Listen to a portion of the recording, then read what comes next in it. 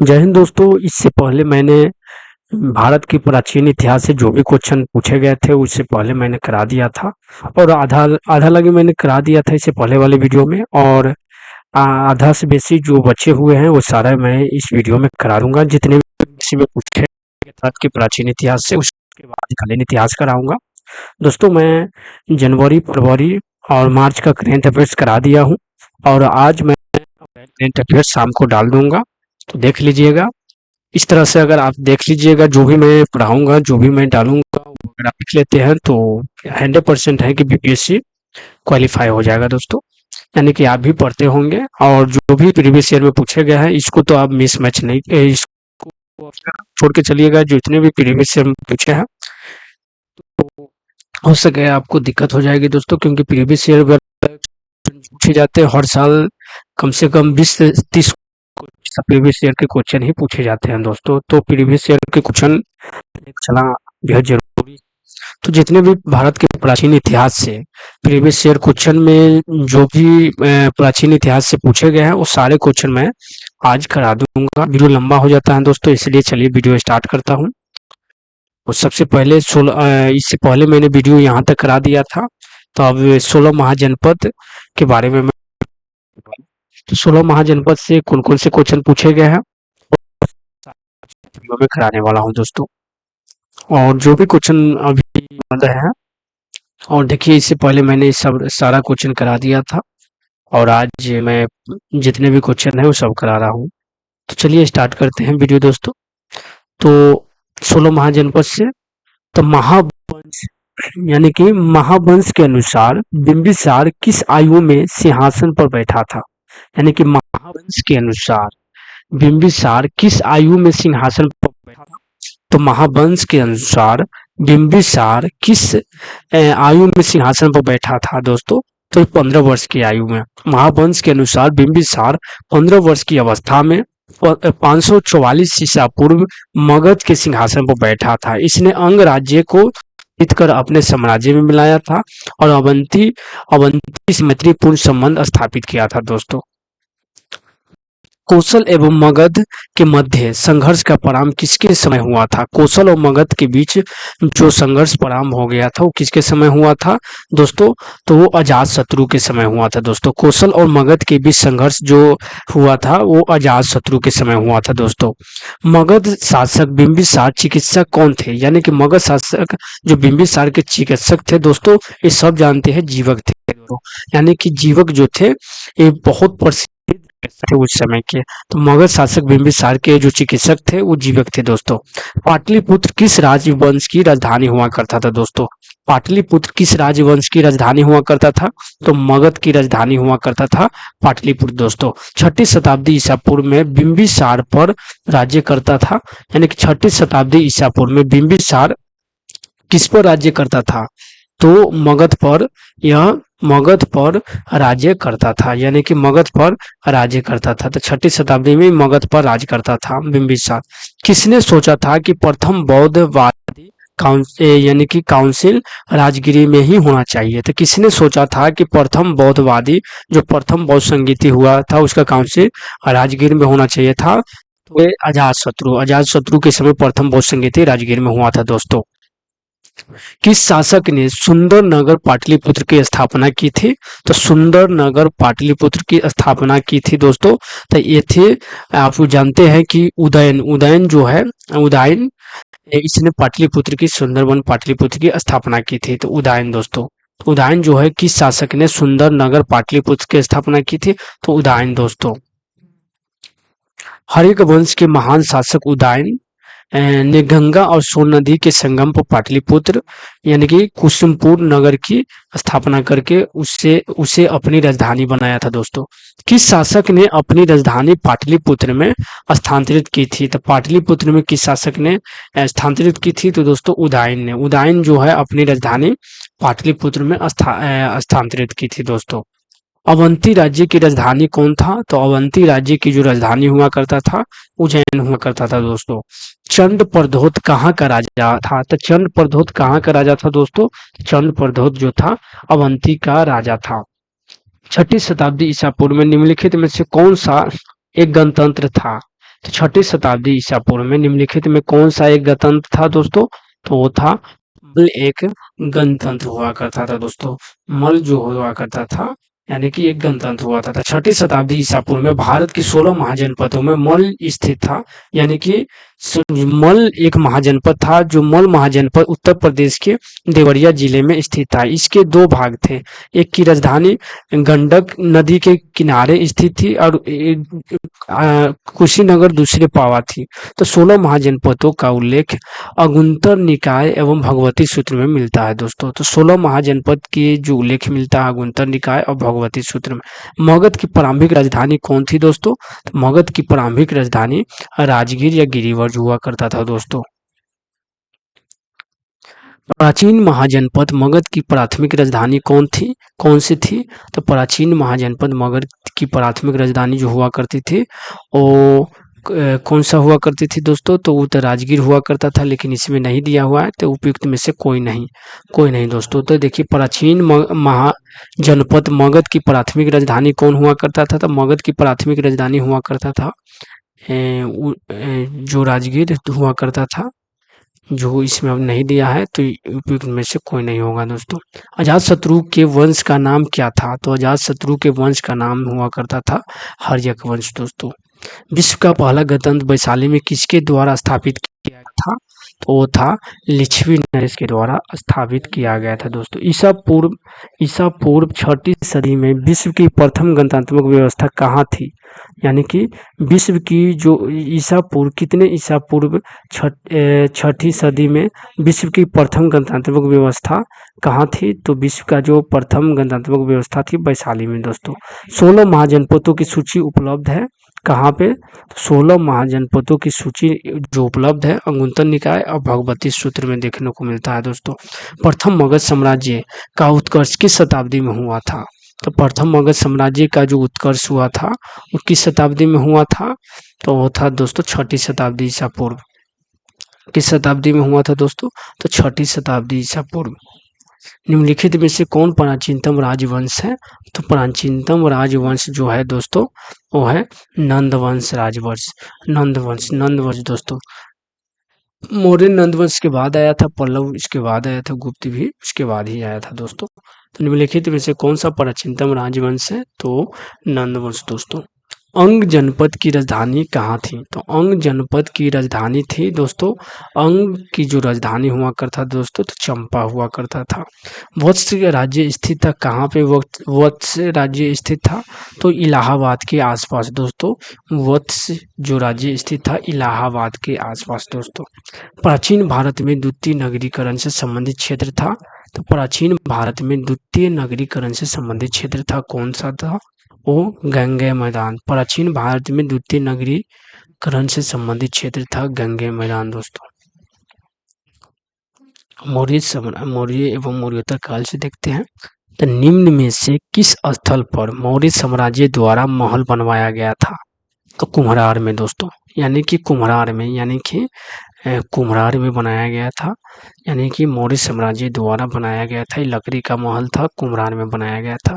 यानी कि वाडिल को कुम्हरार से एक स्तंभ तथा स्पूनर को 72 स्तंभों की प्राप्ति हुई थी। बाद में 8 स्तंभ और खोजे गए।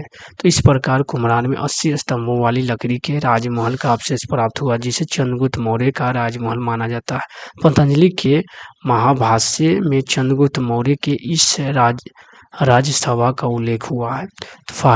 ये जो फाहियान था चीनी यात्री जिसने राजप्रसाद देव निर्मित बताया था। तो इस महल का नाम था जो चंद्रगुप्त मौर्य के द्वारा जो बनाया गया था महल कुम्हरार में वो यानी कि राजप्रसाद उस महल का नाम था दोस्तों। तो उस महल का राजप्रसाद नाम था। और फाहियान जो चीनी यात्री आया था वो उस महल के बारे में चर्चा किया था अपनी पुस्तक में दोस्तों, अपनी वृत्तांत में। यानी कि शक संवत प्रारंभ कब हुआ था? तो शक संवत प्रारंभ हुआ था दोस्तों यानी कि 78वीं ईस्वी में दोस्तों। तो शक संवत प्रारंभ हुआ था 78वीं ईस्वी में यानी कि शक संवत प्रारंभ हुआ था दोस्तों। दूसरी शताब्दी के आसपास रचित संस्कृत के शिलालेख के अनुसार सुदर्शन झील एक कृत्रिम जलाशय की मरम्मत किसने की थी? तो यानी कि सुदर्शन झील एक कृत्रिम झील था जिसका निर्माण किया था चंद्रगुप्त मौर्य के द्वारा करवाया गया था, लेकिन इसकी मरम्मत किया था रुद्रदामन के द्वारा करवाया गया था दोस्तों। तो मौर्य साम्राज्य का अंतिम शासक कौन था दोस्तों? तो मौर्य साम्राज्य का जो अंतिम शासक था दोस्तों वो था बृहद्रथ दोस्तों। यानी कि मौर्य साम्राज्य का जो अंतिम शासक था वो बृहद्रथ था दोस्तों, बृहद्रथ था। यानी कि मेगास्थनीज को राजदूत के रूप में किसके दरबार में भेजा गया था? तो मेगास्थनीज को राजदूत के रूप में किसके दरबार में भेजा गया था दोस्तों? तो वो था चंद्रगुप्त मौर्य के दरबार में। मेगास्थनीज जो था सेल्यूकस निकेटर का राजदूत था, तो चंद्रगुप्त मौर्य के दरबार में भेजा गया था। कौन सी पुस्तक बिंदुसार को एक अभिषिक्त क्षत्रिय वर्णित करती है? तो कौन सी पुस्तक बिंदुसार को एक अभिषिक्त क्षत्रिय वर्णित करता है दोस्तों? तो वो था दिव्यवदान, दिव्यवदान, दिव्यवदान। यानी कि कौन सी पुस्तक बिंदुसार को एक अभिषिक्त क्षत्रिय वर्णित करता है? तो दिव्यवदान। मौर्य काल के कंटक शोधन न्यायालय किस प्रकार का न्याय करता था? तो मौर्य काल में कंटक शोधक न्यायालय किस प्रकार का न्याय करता था? तो वो था दोस्तों फौजदारी। यानी कि मौर्य काल में जो कंटक शोधक था न्यायालय किस प्रकार के न्याय करता था? तो फौजदारी, फौजदारी करता था। मौर्य काल में जो कंटक शोधक था वो फौजदारी न्याय करता था। समाहर्ता कौन था? तो समाहर्ता कौन था दोस्तों? समाहर्ता था महासंग्रहकर्ता।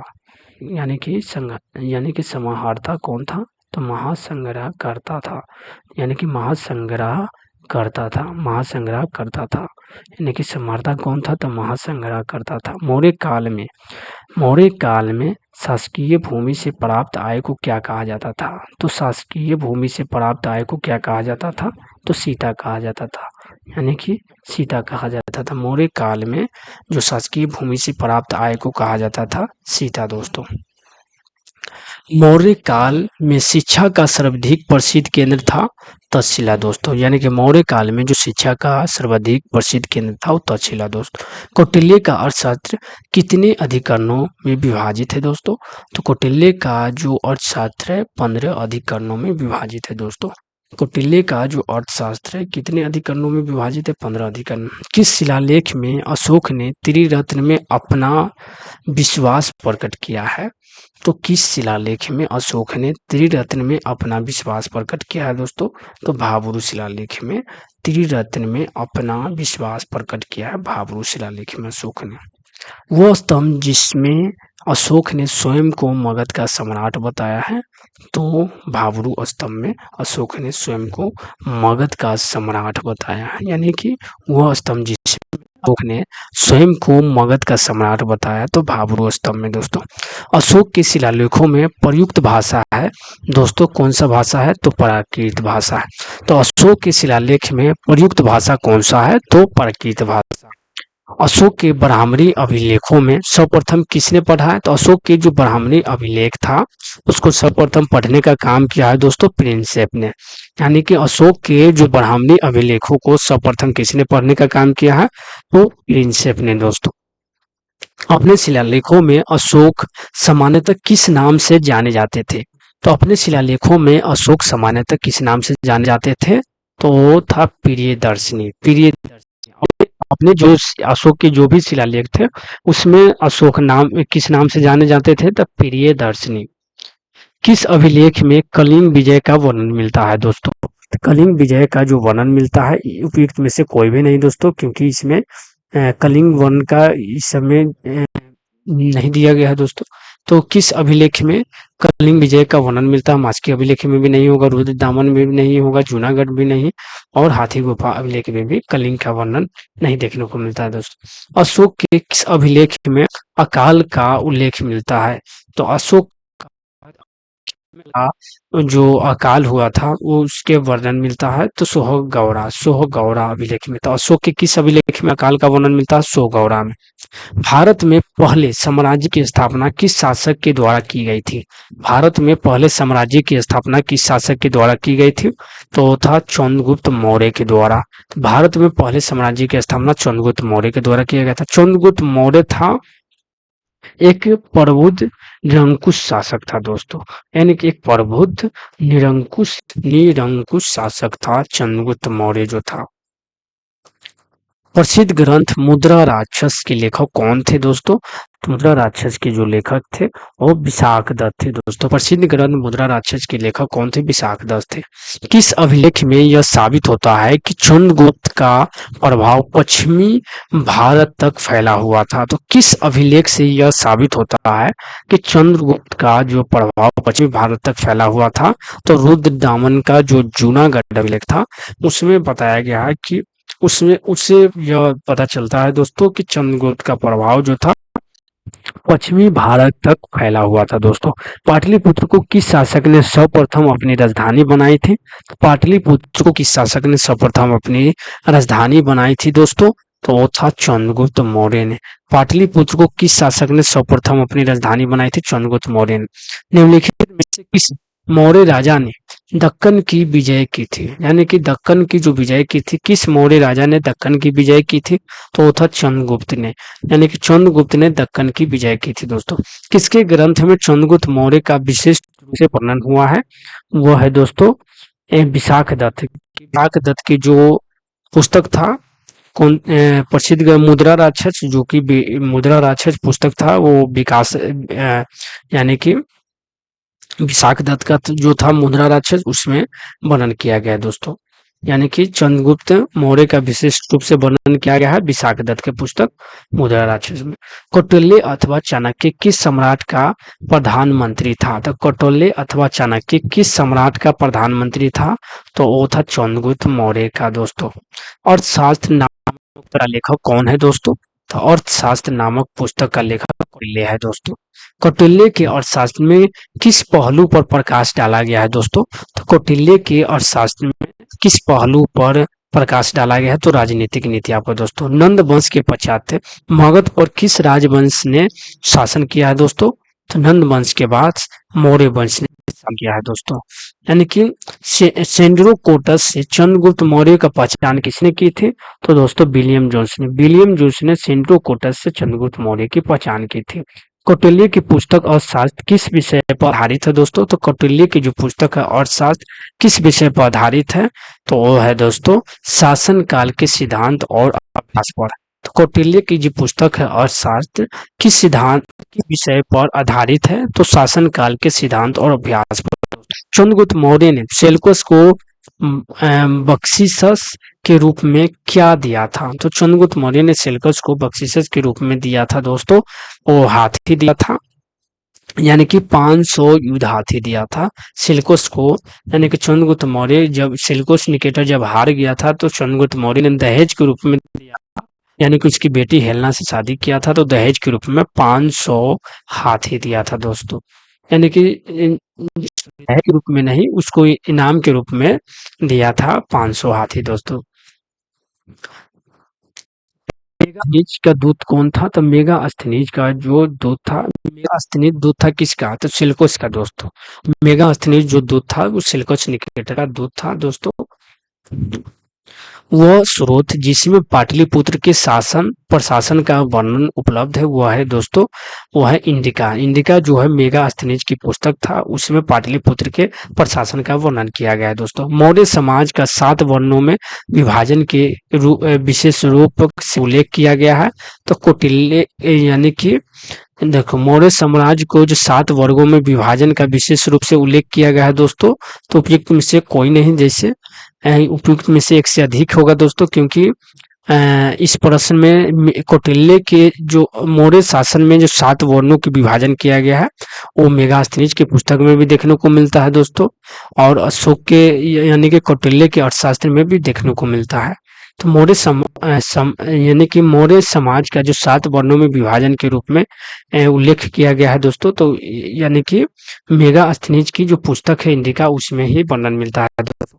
यानी कि कौटिल्य में जो है कौटिल्य में शायद देखने को नहीं मिलता है दोस्तों, ये पता नहीं, ऑप्शन डी डी ही होगा दोस्तों, क्योंकि मौर्य समाज के जो 7 वर्णों में विभाजन किया गया है वो पुस्तक है इंडिका में ही बताया गया है दोस्तों।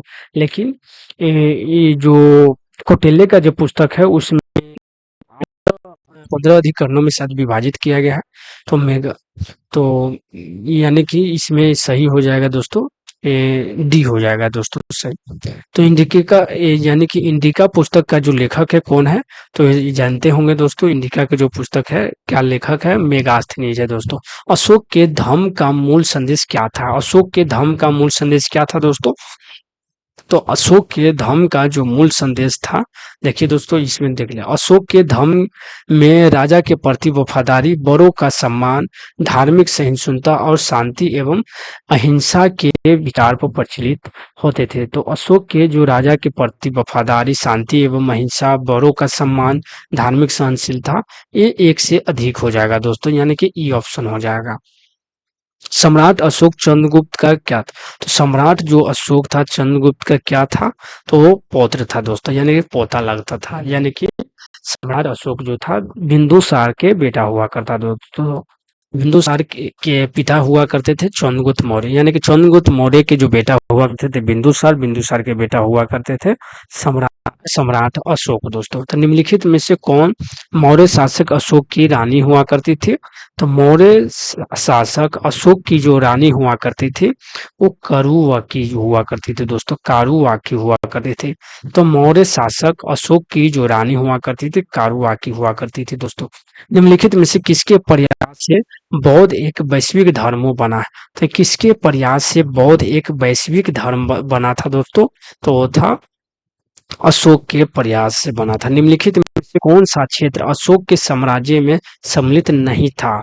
तो श्रीलंका अशोक के साम्राज्य में सम्मिलित नहीं था दोस्तों। अशोक के शासनकाल में बौद्ध सभा किस नगर में आयोजित की गई थी? तो अशोक के शासनकाल में जो बौद्ध सभा है पाटलिपुत्र में आयोजित की गई थी दोस्तों। अशोक ने किस राज्य पर आक्रमण किया था? तो कलिंग पर आक्रमण किया था दोस्तों। अशोक की नीति के आर्थिक परिणामों के अशोक की जो नीति के आर्थिक परिणामों के कारण ही मौर्य साम्राज्य का पतन अधिकांशतः उचित था। इस तथ्य में किसने विश्वास किया था दोस्तों? तो ये हो जाएगा, यानी कि उपयुक्त में से कोई नहीं, मिला Thapar, DN. Jha, BM. Smith और एस.सी. राम चौधरी। तो एक से अधिक हो जाएगा दोस्तों इसमें, क्योंकि जो अशोक की जो नीतियां था, यानी कि कलिंग पर जो आक्रमण किया था, यानी कि अशोक की जो नीति आर्थिक परिणामों के कारण ही मौर्य साम्राज्य का पतन अधिक। अशोक ने जो बौद्ध धर्म अपनाया था, तो इससे ही इसके बाद जो भी शासक आए थे दोस्तों उतना योग्य शासक नहीं थे। जो मौर्य साम्राज्य का पतन शुरू हो गया था दोस्तों। तो सबसे अंत में कौन सी घटना हुई थी? तो सबसे अंत में कौन सी घटना हुई थी? तो हुई थी अशोक की कलिंग का विजय दोस्तों। तो सबसे अंत में कौन सी घटना हुई थी? अशोक की कलिंग की विजय। इसके बाद से उन्होंने बौद्ध धर्म अपना लिए थे। अंतिम मौर्य सम्राट था अंतिम मौर्य सम्राट था दोस्तों बृहदर्थ। बृहदर्थ अंतिम मौर्य सम्राट था बृहदर्थ दोस्तों। बार बार क्वेश्चन पूछे गए हैं, बहुत सारे क्वेश्चन देखिए। अर्थशास्त्र के अनुसार सीता भूमि का अभिप्राय क्या है दोस्तों? तो जनजातियों द्वारा जोती जाने वाली भूमि, यानी कि जनजातियों द्वारा जोती जाने वाली भूमि था। अर्थशास्त्र के अनुसार सीता भूमि का यही अभिप्राय है दोस्तों, जनजातियों द्वारा जोती जाने वाली भूमि। मौर्य वंश के पश्चात किस वंश का राजा स्थापित हुआ था? तो मौर्य वंश के बाद किस वंश? शुंग वंश ने स्थापित हुआ था दोस्तों। शुंग वंश ने, यानी कि पुष्यमित्र शुंग ने अंतिम मौर्य सम्राट बृहदर्थ की हत्या कर शुंग वंश की स्थापना किया था दोस्तों, यानी कि शुंग वंश की स्थापना किया गया था दोस्तों। गौतमी पुत्र सतकर्णी का संबंध किस राजवंश से था दोस्तों? तो वो था सतवाहन राजवंश। गौतमी पुत्र सतकर्णी का संबंध किस राजवंश से हुआ करता था दोस्तों? सतवाहन राजवंश से। गौतमी पुत्र सतकर्णी का संबंध किस राजवंश से हुआ करता था? सतवाहन वंश। शुंग वंश के बाद किस वंश ने भारत पर राज किया था दोस्तों? तो शुंग वंश के बाद किस वंश ने भारत पर राज किया था? वंश के बाद कर्ण वंश ने भारत पर राज्य किया था दोस्तों। शुंग वंश के बाद किस वंश ने भारत पर राज्य किया था? कर्ण वंश ने। कलिंग नरेश खारवेल का संबंध था दोस्तों। कलिंग नरेश खारवेल का संबंध था दोस्तों, यानी कि कलिंग कलिंग कलिंग में प्रथम शताब्दी ईसा पूर्व में चेदी वंश या महामेघवाहन वंश का उदय हुआ था दोस्तों। तो इस राजवंश का संस्थापक महामेघवाहन था। तो खारवेल इस वंश का दूसरा तथा महाराजा कुदेप तीसरे शासक थे। तो पालमपुर पारमपुर गुहा लेक का संबंध महाराजा कुदेव से था। तो कलिंग नरेश खारवेल का हाथी गुफा अभिलेख से प्राकृत भाषा में मिलता है दोस्तों। तो एक से अधिक हो जाएगा दोस्तों, यानी कि कलिंग नरेश खारवेल का जो संबंध था, कलिंग नरेश प्रथम शताब्दी ईसा पूर्व में चेदी वंश और महावेश वंश का उदय हुआ था दोस्तों। तो कलिंग नरेश खारवेल का संबंध हुआ करते थे। उपयुक्त में से इसमें राजा खारवेल का नाम जुड़ा हुआ है दोस्तों। तो राजा खारवेल का नाम जुड़ा हुआ है हाथी गुफा लेक के साथ। तो राजा खारवेल का नाम जुड़ा हुआ है हाथी गुफा अभिलेख के साथ दोस्तों। तो राजा खारवेल का इसमें से ये जो आंसर होगा दोस्तों उपयुक्त में से तो कलिंग में प्रथम शताब्दी ईसा पूर्व में चेदी वंश या महामेघवाहन वंश का उदय हुआ था। कलिंग में दोस्तों महामेघवाहन वंश और चेदी वंश का भी उदय हुआ था। एक से अधिक ही हो जाएगा दोस्तों, क्योंकि कलिंग नरेश खारवेल का जो संबंध था महामेघवाहन वंश से भी था और चेदी वंश से भी। दोनों का जो संस्थापक था महामेघ वंश यानी कि महामेघवाहन वंश का से ही संबंध था। तो राजवंश की इसकी स्थापना किए थे महावेन वंश या चेदी वंश की जो स्थापना किए थे महामेघवाहन ने ही किया था। खारवेल इस वंश का दूसरा शासक था खारवेल। तो इससे एक से अधिक हो जाएगा दोस्तों। तो राजा खारवेल का नाम जुड़ा हुआ था दोस्तों ये हाथी गुफा अभिलेख से दोस्तों। खारवेल का जो संबंध हाथी कलिंग नरेश खारवेल की हाथी गुफा प्रशस्ति किस भाषा में अंकित था दोस्तों, यानी कि प्रशस्ति किस भाषा में अंकित था। तो खारवेल की जो हाथी गुफा में प्रशस्ति किस भाषा में अंकित था दोस्तों, तो वो था प्राकृत भाषा में। शक संवत वर्ष में प्रारंभ हुआ था। शक संवत जो प्रारंभ हुआ था दोस्तों वो था 78वीं ईस्वी में।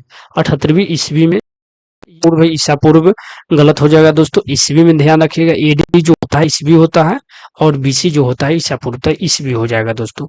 शक संवत 78वीं ईस्वी में शुरू हुआ था दोस्तों। निम्नलिखित में से किनके यानी कि निम्नलिखित में से किनको शक संवत की स्थापना का श्रेय दिया जाता है, तो वह है कुषाणों को दिया जाता है दोस्तों। गौतम बुद्ध को एक देवता का स्थान किस राजा के युग से प्राप्त हुआ था दोस्तों। तो गौतम बुद्ध को एक देवता का स्थान किस राजा के युग से प्राप्त हुआ था, तो वो था एक देवता का यानी कि देवता का स्थान प्राप्त हुआ था कनिष्क के समय दोस्तों। इनमें से किसने सर्वप्रथम व्यापक पैमानों पर स्वर्ण मुद्रा का प्रचलन किया था दोस्तों, तो वो था यानी कि भीम कटफिसेस जो हुआ करते थे दोस्तों। इसमें सर्वप्रथम व्यापक पैमाने पर स्वर्ण मुद्रा का प्रचलन किया था, तो भीम कटफिसेस दोस्तों। कला की गांधार शैली निम्न समय में फैली फूली है। तो कला की गांधार शैली निम्न समय में फैली फूली है दोस्तों, तो था कुषाणों के समय में। तो कला की गांधार शैली निम्न समय में फैली फूली है, तो कुषाणों के समय में दोस्तों फैली फूली है। कनिष्क के शासन काल में बौद्ध सभा किस नगर में आयोजित किया गया दोस्तों। तो कनिष्क के शासन काल में बौद्ध सभा किस नगर में आयोजित किया गया था। तो कनिष्क के शासन काल में जो बौद्ध सभाएं हुआ करते थे दोस्तों वो कश्मीर के कुंडल वन में बौद्ध सभाएं का आयोजन किया गया था। तो सांची का विशाल स्तूप समय को निर्धारित करता है। तो सांची का जो विशाल स्तूप है किसको निर्धारित करता है, तो मौर्य का दोस्तों। तो सांची का विशाल स्तूप निर्धारित करता है मौर्य को। कौन सा पुरातात्विक स्थल राजप्रसाद से संबंध है दोस्तों, तो था कुम्हरार में जो राजप्रसाद महल बनाया गया था चंद्रगुप्त मौर्य के द्वारा, जो लकड़ी का महल था उसमें टोटल बताया गया 84 पिलर दोस्तों, लेकिन अभी 80 तक पिलर खोजा गया है। ताम्रपत्र है। ताम्रपत्र क्या है दोस्तों, तो मौर्य साम्राज्य से संबंधित तांबे की प्लेट है। ताम्रपत्र जो है मौर्य साम्राज्य से संबंधित एक तांबे की प्लेट है दोस्तों। यानी कि बराबर की गुफाएं को अशोक ने किस संप्रदाय को दान में दिया था दोस्तों, तो आजीवक संप्रदाय को अशोक ने दान में दिया था। आजीवक संप्रदाय से संबंध रखता था अशोक के जो पिता बिंदुसार थे वो संबंध रखते थे दोस्तों। निम्नलिखित में से कौन से एक मूर्ति शिल्प मौर्य काल का नहीं है, तो यानी कि मूर्ति शिल्प मौर्य काल का नहीं है दोस्तों, तो सी हो जाएगा। यानी कि मथुरा से प्राप्त खरी बुद्ध मूर्ति, यानी कि मथुरा से प्राप्त खरी बुद्ध मूर्ति एवं मौर्य यानी कि मौर्य काल का संबंध नहीं रखता है दोस्तों। लेकिन सारनाथ सिंह शीर्ष धौली हस्ती और राम पूर्वा विष्णु ये रखता है दोस्तों। लेकिन मथुरा से खड़ी बुद्ध मूर्ति जो है मथुरा से जो प्राप्त हुआ था खड़ी संबंध नहीं रखता है दोस्तों। पाटलिपुत्र में स्थित चंद्रगुप्त महल मुक्त बनना था, वो लकड़ी का बना था दोस्तों। भूमि अनुदान किन्हें दिए गए थे? जो शाही दरबार से जुड़े हुए थे। तो भूमि अनुदान किन्हें दिए गए थे दोस्तों? तो हो जाएगा ब्राह्मण को। तो भूमि अनुदान किन्हें दिए गए थे? जो शाही दरबार से जुड़े हुए थे, तो ब्राह्मण को दोस्तों। भारत में सोने के सिक्के किन प्रथम शासक द्वारा जारी किए गए थे? तो भारतीय यूनानी के द्वारा। तो भारत में सोने के सिक्के किन प्रथम शासकों द्वारा जारी किए गए थे? तो भारत में जो सोने के सिक्के जारी किए गए थे भारतीय यूनानियों के द्वारा जारी किए गए थे दोस्तों। भारत में सोने के सिक्के किस सिक्के किनके किन यानी कि किन प्रथम शासकों के द्वारा जारी किए गए थे? तो भारतीय यूनानी के द्वारा जारी किए गए थे। इसके बारे में भारत में सोने के सिक्के सर्वप्रथम हिंदू यूनानियों ने प्रचलित किया था। सर्वप्रथम लेखक युक्त एवं रूप चित्रात्मक सिक्के भी इंडो ग्रीक शासकों द्वारा जारी किया गया था। इंडो ग्रीक शासक में यानी कि मिनांडर की मुद्रा पर धर्म चक्र का चिन्ह मिलता है दोस्तों। पेरिप्लस ऑफ द इरिथ्रियन सी किसने लिखी थी? तो पेरिप्लस ऑफ द इरिथ्रियन सी किसने लिखा था दोस्तों?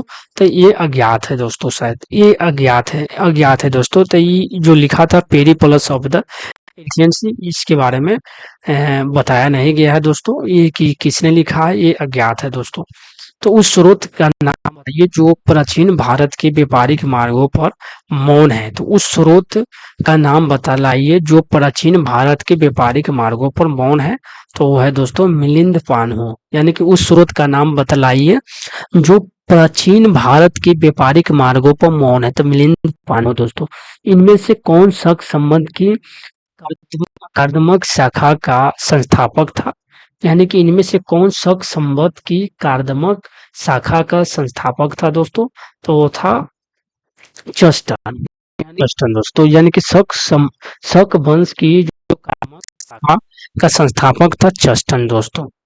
साम्राज्य से व्यापारिक संबंध किसने स्थापित किया था दोस्तों? उपयुक्त ये हो जाएगा ऑप्शन दोस्तों। इसका सही हो जाएगा रोमन साम्राज्य से व्यापारिक संबंध किसने स्थापित किया था? तो ये हो जाएगा दोस्तों। अब संगम काल के बारे में पढ़ते हैं। तो संगम काल के बारे में, संगम युग में उदयपुर किस लिए विख्यात था दोस्तों? संगम युग में उदयपुर किस लिए विख्यात था दोस्तों? तो वो था कपास के व्यापार का महत्वपूर्ण केंद्र था दोस्तों। जो उदयपुर जो था वो था कपास के व्यापार का महत्वपूर्ण केंद्र हुआ करता था दोस्तों। संगम काल में उदयपुर सूती वस्त्र एवं कपास के व्यापार के लिए प्रसिद्ध था।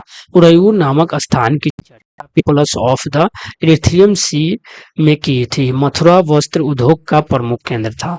सॉरी मथुरा वस्त्र उद्योग का प्रमुख केंद्र हुआ करता था। तो ये संगम काल का जो चर्चा किया गया है दोस्तों, ये पेरिप्लस ऑफ द इरिथ्रियन सी में किया गया था दोस्तों। निम्नलिखित में से निम्नलिखित राजवंशों में किसका उल्लेख संगम साहित्य में नहीं हुआ है दोस्तों? निम्नलिखित राजवंशों में किसका उल्लेख संगम साहित्य में नहीं है?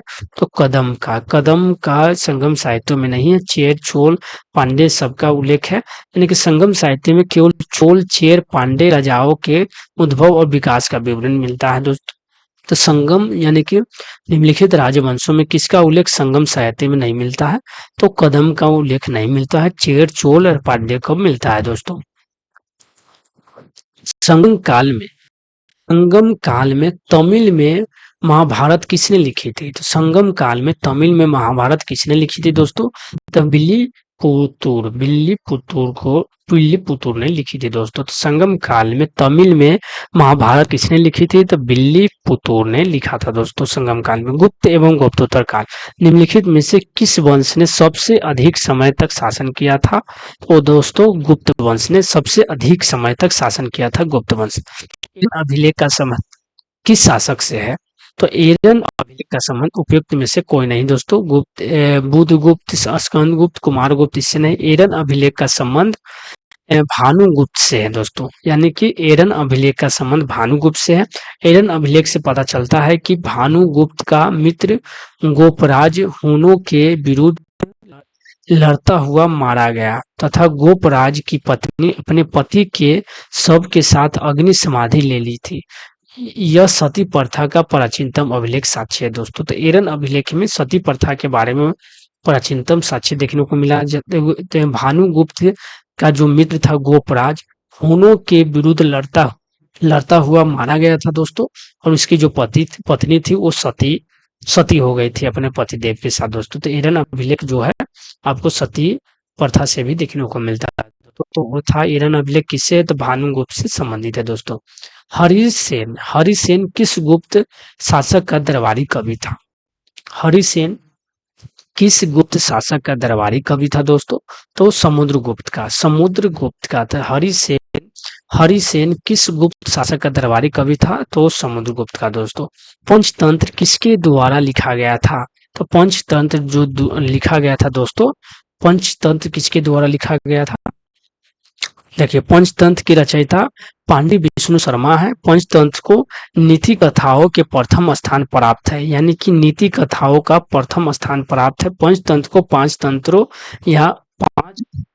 या भागों में बांटा गया है, यथा मित्र भेद, लाभ और काकोलुकियम, लब्ध परांश और अपरिचित कारक। पंचतंत्र की रचयिता पंडित विष्णु शर्मा है दोस्तों। झांसी के पास देवगढ़ का मंदिर और इलाहाबाद के पास गढ़वा मंदिर में बनी मूर्तियां किस कला के महत्वपूर्ण अवशेष है दोस्तों? झांसी के पास देवगढ़ का मंदिर और इलाहाबाद के पास गढ़वा मंदिर में बनी मूर्तियां किस कला के महत्वपूर्ण अवशेष है दोस्तों? तो वो है गुप्त कला के दोस्तों। तो झांसी के पास जो देवगढ़ का मंदिर है और इलाहाबाद के पास गढ़वा मंदिर में बनी मूर्तियां किस कला की महत्वपूर्ण अवशेष है? तो गुप्त कला के दोस्तों। किस गुप्त शासकों ने सर्वप्रथम महाराजा यानी कि महाराजा धीराज की उपाधि धारण की थी? यानी महाराजा धीराज की उपाधि धारण की थी।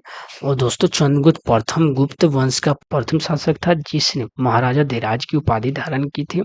इसका शासनकाल लगभग 319 से 335 ईस्वी तक चला था। महाराजा धीराज का मतलब राजाओं का राजा दोस्तों। नालंदा ताम्रलेख में किस गुप्त शासक को परम भागवत कहा गया है? तो परम भागवत कहा गया है दोस्तों समुद्रगुप्त को। प्राचीन भारत का नेपोलियन किसे कहा गया है दोस्तों? तो वो कहा गया है समुद्रगुप्त को दोस्तों। इलाहाबाद स्तंभ अभिलेख की 21वीं पंक्ति में आर्यावर्त के कितने शासकों का जिक्र किया गया है दोस्तों? यानी कि इलाहाबाद स्तंभ अभिलेख की 21वीं पंक्ति में आर्यावर्त के कितने शासकों के जिक्र किया गया है? तो 9 शासकों के जिक्र किया गया है दोस्तों। प्रसिद्ध इलाहाबाद प्रशस्ति का लेखक कौन है? यानी कि प्रसिद्ध इलाहाबाद प्रशस्ति का लेखक कौन है दोस्तों? तो वो है हरिसेन। यानी कि प्रसिद्ध जो इलाहाबाद प्रशस्ति लेख है वो है हरिसेन का दोस्तों। समुद्रगुप्त की विजयों का उल्लेख किसमें मिलता है? तो समुद्रगुप्त की जो विजयों का उल्लेख है इलाहाबाद अभिलेख में मिलता है दोस्तों। यानी कि समुद्रगुप्त की विजयों का जो उल्लेख मिलता है इलाहाबाद अभिलेख में मिलता है। किस वंश ने सबसे अधिक समय तक शासन किया था? गुप्त वंश ने सबसे अधिक समय तक शासन किया था। नगरों का क्रमिक पतन किस काल की एक महत्वपूर्ण विशेषता थी? तो नगरों का क्रमिक पतन किस काल की एक महत्वपूर्ण विशेषता थी? तो था गुप्त काल की। नगरों की जो क्रमिक पतन किस काल की एक महत्वपूर्ण विशेषता थी? गुप्त काल की। किस शासक वंश ने मंदिरों एवं ब्राह्मणों को सबसे अधिक ग्राम अनुदान में दिया था? तो ये गुप्त वंश ने सबसे अधिक मंदिरों एवं ब्राह्मणों को सबसे अधिक ग्राम अनुदान में दिया था दोस्तों। गुप्त युग में भूमि राजस्व की दर क्या थी? तो गुप्त युग में जो भूमि राजस्व की दर थी वो थी उपज का छठा भाग। यानी कि गुप्त में जो भूमि राजस्व की दर थी उपज का छठा भाग। किसने तर्क दिया कि गुप्त और उत्तरोत्तर गुप्त काल में धन अर्थव्यवस्था में पतन दिखता था? तो वो था R.S. शर्मा। यानी कि R.S. शर्मा ने किसने तर्क दिया है कि गुप्त और उत्तरोत्तर गुप्त काल में धन अर्थशास्त्र में पतन दिखता है? तो यानी कि R.S. शर्मा। गुप्त स्वर्ण मुद्राएं उनके अभिलेखों में किस नाम से अंकित है? तो गुप्त स्वर्ण मुद्राएं उनके अभिलेखों में किस नाम से अंकित है दोस्तों? तो है दिनार। इनमें से कौन गुप्त काल में औषधि के क्षेत्र में अपने कार्य के लिए जाने जाते हैं? तो औषधि के क्षेत्र में अपने कार्यों के लिए जाने जाते हैं। तो दोस्तों ये हो जाएगा। देखिए, प्रसिद्ध प्रश्न में दिए गए 4 विकल्प से संबंधित व्यक्ति गुप्त काल में चिकित्सा से संबंधित नहीं है। भारत में चिकित्सा से संबंधित 2 महत्वपूर्ण व्यक्ति थे, चरक और सुश्रुत, यानी कि सुश्रुत थे। तो चरक और सुश्रुत थे चिकित्सा से संबंधित। दोस्तों इन दोनों का संबंध मौर्योत्तर काल से है। ताम्रलिपि बंदरगाह का प्रयोग गुप्त काल में उत्तर भारत के व्यापार के लिए किया गया था। पृथ्वी के अपनी धुरी पर पृथ्वी अपने धुरी पर घूमने के कारण प्रतिदिन सूर्योदय और सूर्यास्त होता है। यह आर्यभट्ट ने कहा था। गुप्त काल में बिना जोती हुई जंगली भूमि को अपरहत कहा जाता था, यानी कि बिना जोती हुई जंगली भूमि को अपरहत कहा जाता था, यानी कि जो भूमि जोता नहीं गया था उसे अपरहत कहा जाता था। देवगढ़ का 10वां अवतार मंदिर गुप्तकालीन में यानी कि स्थापत्य का उदाहरण है दोस्तों। तो स्थापत्य का उदाहरण 10वां मंदिर का गुप्त काल में स्थापित किया गया था दोस्तों। इनमें से कौन गुप्त काल में औषधि के क्षेत्र में अपने कार्य के लिए नहीं जाने जाते हैं? तो औषधि के क्षेत्र में अपने कार्य के लिए नहीं जाने जाते थे, ये भी जाने जाते थे दोस्तों। और देखिए यहाँ पे बताया गया है कि कहाँ पे है, भारत में चिकित्सा से संबंधित 2 महत्वपूर्ण व्यक्ति थे, चरक और सुश्रुत। लेकिन इसमें उपयुक्त में से कहा गया है कि कौन, यानी कि गुप्त काल में औषधि के क्षेत्र में अपने कार्यों के लिए जाने जाते हैं। तो औषधि के क्षेत्र में ये भी जाने जाते थे और एक और, लेकिन गुप्त काल में औषधि के क्षेत्र में कोई भी नहीं जाने जाते। ये जो है सुश्रुत और जो चरक है वो मौर्य काल से संबंध रखते थे। गुप्त काल में ऐसा कोई भी नहीं बताया गया दोस्तों। तो इसलिए इसका आंसर हो जाएगा ये, उपयुक्त में से कोई नहीं। निम्नलिखित में कौन सा गुप्त काल का मंदिर है? तो गुप्त काल का जो मंदिर है देवगढ़ का 10वां मंदिर, देवगढ़ का 10वां अवतार मंदिर। यहाँ पे देखिए, यानी कि 10वां अवतार मंदिर गुप्त काल में स्थापत्य किया गया था दोस्तों। तो देवगढ़ का 10वां अवतार मंदिर यानी कि निम्नलिखित में से गुप्त काल से संबंधित है। निम्नलिखित में से कौन सा बंदरगाह गुप्त काल में उत्तर भारतीय व्यापार के लिए उपयोग किया जाता था? निम्नलिखित में से कौन सा बंदरगाह जो था गुप्त काल में उत्तर भारतीय व्यापार के लिए उपयोग किया जाता था? वो था बी है दोस्तों, ताम्रलिप्ति भारतीय व्यापार के लिए उपयोग किया जाता था। यानी कि बंदरगाह गुप्त काल में, यानी कि कौन सा बंदरगाह जो था गुप्त काल में उत्तर भारतीय व्यापार के लिए उपयोग किया जाता था? निम्नलिखित में से कौन सा बंदरगाह? तो ताम्रलिप्ति दोस्तों। निम्नलिखित में से किसने पहली बार यह व्याख्या की थी कि पृथ्वी के अपने धुरी पर घूमने के कारण प्रतिदिन सूर्योदय एवं सूर्यास्त होता है? तो आर्यभट्ट ने दोस्तों कहा था। किस प्रकार की भूमि को अपरहत कहा जाता था? बिना जोती हुई जंगली भूमि को अपरहत कहा जाता था गुप्त काल में दोस्तों। प्रसिद्ध चीनी यात्री फाहियान ने किसके शासन काल में भारत की यात्रा पर आया था? चंद्रगुप्त द्वितीय और वेनसोंग जो था हर्षवर्धन के काल में आया था। चंद्रगुप्त द्वितीय के काल में आया था फाहियान, यानी कि फाहियान चीनी यात्री, यानी कि प्रसिद्ध चीनी यात्री जो चंद्रगुप्त द्वितीय विक्रमादित्य के काल में भारत की यात्रा पर आए। चंद्रगुप्त द्वितीय को कहा जाता था विक्रमादित्य दोस्तों, विक्रमादित्य चंद्रगुप्त द्वितीय को कहा जाता है। यदि फाहियान की यात्रा वृंदावन में समकालीन शासक थे। फाहियान ने ही कहा था। राम प्रसाद जो चंद्रगुप्त मौर्य का दोस्तों, चंद्रगुप्त मौर्य का जो चंद्रगुप्त मौर्य का जो राजप्रसाद महल था उसको फाहियान ने अपने वृंदावन में कहा था यह मानव निर्मित नहीं बल्कि देव निर्मित है दोस्तों। चंद्रगुप्त द्वितीय किस साम्राज्य के शासक थे? तो चंद्रगुप्त जो द्वितीय थे किस साम्राज्य के शासक थे? तो चंद्रगुप्त द्वितीय जो थे गुप्त साम्राज्य के शासक थे। तो मेहरौली लौह स्तंभ अभिलेख का चंद्र यानी कि चंद्र संबंधित है। तो कौन सा है? तो चंद्रगुप्त द्वितीय से संबंधित है। तो मेहरौली लौह स्तंभ यानी कि मेहरौली लौह स्तंभ जो अभिलेख है वो चंद्रगुप्त द्वितीय से संबंधित है दोस्तों। निम्नलिखित गुप्त शासकों में से किसने विक्रमादित्य की उपाधि धारण की थी? तो चंद्रगुप्त द्वितीय ने दोस्तों विक्रमादित्य की उपाधि धारण की थी। चंद्रगुप्त द्वितीय के समय ही फाहियान आया था दोस्तों, ध्यान रखिएगा। किस गुप्त शासक ने शकों को पराजित किया और इस कारण शककारी कहलाया? तो किस गुप्त शासक ने शकों को पराजित किया था? तो चंद्रगुप्त द्वितीय ने शकों को पराजित किया था दोस्तों। किसके द्वारा 3 प्रसिद्ध बंदरगाह सोपारा, काम्बे और भरोच को गुप्त साम्राज्य में मिलाया गया था? तो वो था दोस्तों चंद्रगुप्त विक्रमादित्य, यानी कि चंद्रगुप्त जो द्वितीय था, जिसको विक्रमादित्य के नाम से जानते थे, उसने सोपारा, काम्बे और भरोच को गुप्त साम्राज्य में मिलाया था दोस्तों। किस गुप्त शासक ने अपने बड़े भाई की हत्या कर सत्ता प्राप्त की थी दोस्तों? तो चंद्रगुप्त द्वितीय ने अपने बड़े भाई, यानी कि उनके जो बड़े भाई थे वो कायर थे दोस्तों, उन्होंने अपना आत्मसमर्पण कर दिया था और पत्नी को दे दिया था दोस्तों। जब युद्ध हुआ था तो पत्नी को तो चंद्रगुप्त द्वितीय ने अपने बड़े भाई की हत्या किया और उनकी पत्नी को जीत कर लाए और उनकी पत्नी से शादी करके शासक बने दोस्तों चंद्रगुप्त द्वितीय। तो गुप्त सम्राट जिसने हुनों को पराजित किया थे, यानी कि गुप्त सम्राट जिसने हुनों को पराजित किए थे वो स्कंद गुप्त थे दोस्तों, जिसने हुनों को पराजित किया था। गुप्त सम्राट स्कंद गुप्त द्वारा हुनों को पराजित किया था। भीतरी अभिलेख के 8वें श्लोक में हुनों के साथ युद्ध होने का उल्लेख मिलता है। तो हुनों के साथ युद्ध होने का उल्लेख किस में मिला दोस्तों? तो भीतरी अभिलेख, यानी कि गाजीपुर का जो भीतरी अभिलेख है उसमें जानकारी मिलता है हुनों के बारे में दोस्तों। तो मुद्रा राक्षस नामक पुस्तक का लेखक कौन थे दोस्तों? तो विशाख दत्त थे। मुद्रा नामक पुस्तक के लेखक विशाख दत्त थे दोस्तों। देवी चंद्रगुप्तम, यानी कि दोस्तों देवी चंद्रगुप्तम नाटक के रचनाकार कौन है दोस्तों? तो देवी चंद्रगुप्तम नाटक के रचनाकार कौन है? तो वो है डी हो जाएगा विशाख दत्त। देवी चंद्रगुप्तम नाटक के रचनाकार कौन है दोस्तों? वो है विशाख दत्त।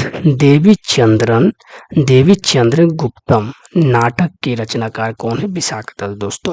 निम्नलिखित में से कौन सी जोड़ी सही नहीं है, ये आप बताइए दोस्तों। तो आर्यभट्ट, यानी कि सी सही नहीं है दोस्तों। सी जो जोड़ी है वेदांत संहिता, ये सही नहीं है, बाद बाकी सब सही है दोस्तों। अमरकोश में कितने प्रकार की भूमि का वर्णन किया गया है? अमरकोश में कितने प्रकार की भूमि का वर्णन किया गया है दोस्तों? तो 12, यानी कि अमरकोश में कितने प्रकार की भूमि का वर्णन किया गया है?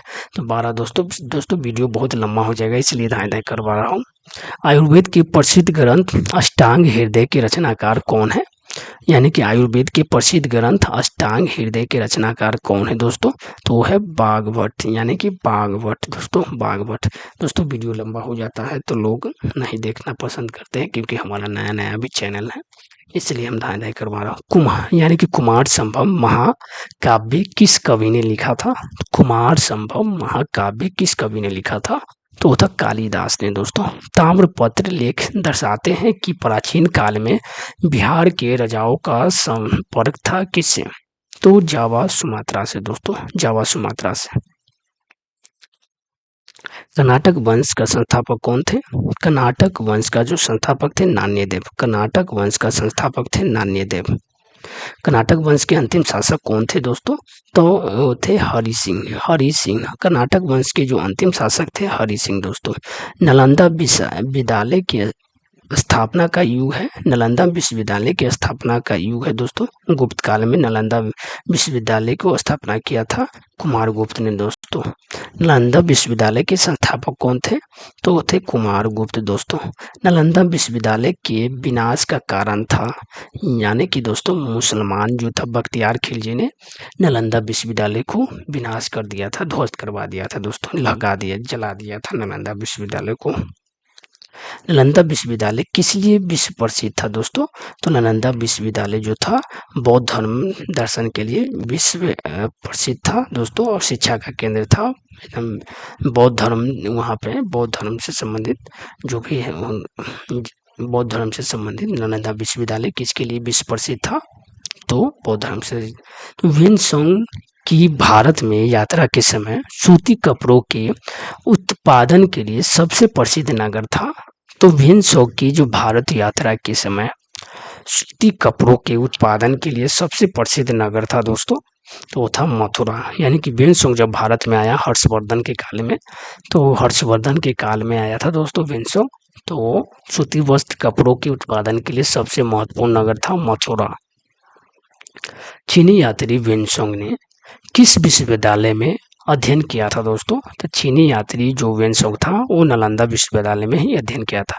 थानेश्वर राजधानी थी, यानी कि थानेश्वर राजधानी थी कहाँ की दोस्तों? तो वर्धनों की राजधानी थी। थानेश्वर जो राजधानी थी वो वर्धनों की थी दोस्तों। कवि वान निवासी था कहाँ के? कवि जो वान निवासी था वो था दोस्तों, उपयुक्त में से कोई नहीं है इसमें। कवि वान जो निवासी था उपयुक्त में से कोई नहीं। हर्षचरित नामक पुस्तक किसने लिखी थी दोस्तों? तो बाण भट्ट ने हर्षचरित पुस्तक लिखी थी।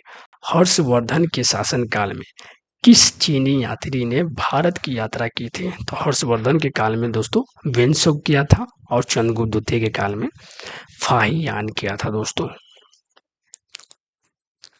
वर्धन राजवंश की स्थापना किसने की थी? तो वर्धन राजवंश की स्थापना की थी पुष्य, यानी कि पुष्यभूति।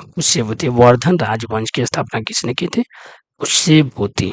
चीनी यात्री वान चुआंग भारत कब पहुंचा था? तो चीनी यात्री वान चुआंग भारत कब पहुंचा था दोस्तों?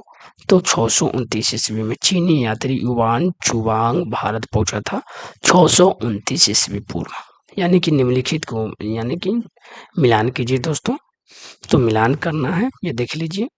चंद्रगुप्त प्रथम जो है, चंद्रगुप्त प्रथम का संबंध कुमार देवी से, यानी कि समुद्रगुप्त का प्रयाग शिलालेख से है। चंद्रगुप्त द्वितीय का विक्रमादित्य कहा जाता है, कुमारगुप्त महेंद्र द्वितीय के नाम से।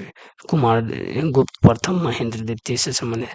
तो कलहन की पुस्तक का नाम क्या है? तो कलहन की जो पुस्तक का है तो राजतरंगिणी जो पुस्तक है, कलहन की पुस्तक है राजतरंगिणी दोस्तों। ऐतिहासिक रचनाओं में सर्वाधिक महत्व कश्मीरी की कवि कलहन द्वारा रचित राजतरंगिणी का है। इसमें कश्मीर के वर्णन मिलता है दोस्तों। राजतरंगिणी में पूछा जाएगा कि कश्मीर के बारे में किस पुस्तक में जानकारी दिया गया है? तो राजतरंगिणी, यानी कि कलहन की पुस्तक राजतरंगिणी में। पूर्व गुप्त काल, यानी कि पूर्व गुप्त काल में शीशे के सिक्कों की एक बड़ी संख्या जारी की गई है। पूर्व गुप्त काल में शीशे के सिक्के की एक बड़ी संख्या जारी की गई है तो दोस्तों सतवाहन द्वारा। तो सतवाहनों द्वारा शीशे के सिक्के जारी किया गया था दोस्तों। यानी कि किरातार्जुनीय पुस्तक किसने लिखी थी दोस्तों? तो यानी कि किरातार्जुनीय पुस्तक किसने लिखी थी दोस्तों?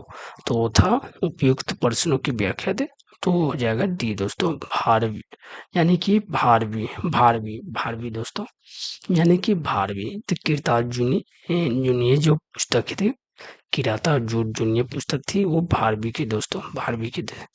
तो 800 ईस्वी से, यानी कि 800 ईस्वी से 1200 ईस्वी तक की राजनैतिक सामाजिक स्थिति साहित्य एवं साहित्यकार का स्थापत्य। तो देखिए दोस्तों, विक्रमशिला विश्वविद्यालय किनके द्वारा स्थापित किया गया था? तो विक्रमशिला विश्वविद्यालय दोस्तों धर्मपाल के द्वारा स्थापित किया गया था। यानी कि पाल वंश के जो संस्थापक पूछे जाएंगे दोस्तों तो गोपाल हो जाएगा, और इन्हीं के पाल वंश के ही शासक थे धर्मपाल, जिसने विक्रमशिला विश्वविद्यालय की स्थापना किए थे दोस्तों। तंजौर स्थित राजराजेश्वर मंदिर का निर्माण किसने करवाया था? तो तंजौर स्थित राजराजेश्वर मंदिर का निर्माण किसने करवाया था? तो वो था दोस्तों राजराव प्रथम। तंजौर में जो स्थित है राजेश्वर मंदिर, उसका निर्माण करवाया था राजराव प्रथम दोस्तों, राजराव प्रथम। यानी कि तमिलनाडु के तंजौर में स्थित राजराजेश्वर मंदिर का निर्माण चोल शासक राजराज प्रथम द्वारा करवाया गया था दोस्तों। खजुराहो में विश्व प्रसिद्ध मंदिरों का निर्माण करवाया था। खजुराहो के जो विश्व प्रसिद्ध मंदिरों का निर्माण करवाया था वो था दोस्तों, देखिए, खजुराहो के मंदिर का निर्माण चंदेल राजाओं द्वारा 1950 ईस्वी से 1130 ईस्वी के मध्य करवाया गया था। यह मंदिर वास्तुकला के नागर शैली के अद्भुत उदाहरण है, जिसमें संपूर्ण मंदिर, यानी कि संपूर्ण मंदिर का निर्माण विशाल चबूतरे पर किया गया था दोस्तों। यानी कि बात करें कि खजुराहो का विश्व प्रसिद्ध जो मंदिर का निर्माण करवाया गया था वो था इसके द्वारा चंदेल शासकों के द्वारा, यानी खजुराहो के मंदिर का निर्माण चंदेल शासकों के द्वारा करवाया गया था। तो वत्सराज किस वंश का प्रसिद्ध शासक था? वत्सराज किस वंश का प्रसिद्ध शासक था दोस्तों? तो वो था गुर्जर प्रतिहार, यानी कि वत्सराज गुर्जर प्रतिहार वंश का शासक हुआ करता था। संध्याकार नदी के प्रसिद्ध ग्रंथ। संध्याकार नदी के प्रसिद्ध ग्रंथ रामचरित की विषय वस्तु का संबंध है।